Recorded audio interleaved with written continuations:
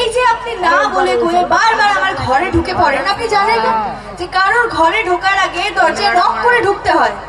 আমার তো কিছু পার্সোনাল কাজবাজ আছে নাকি? আমার বাবার রিসার্চ নিয়ে আমাকে কত রকমের কাজবাজ করতে হয়, আর আপনি না বলে দরজা না নক করে কি করে আমার ঘরে ঢুকে পড়েন? আচ্ছা একটা কথা বলুন, আপনার এখন আমার সঙ্গে কি দরকার? আপনার মোনালিসা কোথায়? জান না, মোনালিসার সাথে গিয়ে 2 কাপ কফি খেয়ে আসুন। একটু কফি ডেটে যান, ভালো করে সময় কাটান, তাহলে তো বেশ ভালো লাগবে আপনার।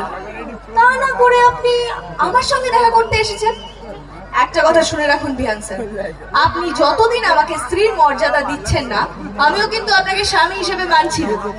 হ্যাঁ, একটা কথা সত্যি যে আমি আপনাকে মন থেকে হয়তো একটু একটু ভালোবেসে ফেলেছি। নিজের মনে আপনার প্রতি একটা দুর্বলতা তৈরি হয়েছে, কিন্তু এটাকেই সুযোগ করে নেবেন না। আপনি আপনার মতো থাকবেন, আমি আমার মতো থাকবো, অন্তত যতদিন না মোনালিসা নামের গার্লফ্রেন্ড আপনার মাথা থেকে নামছে।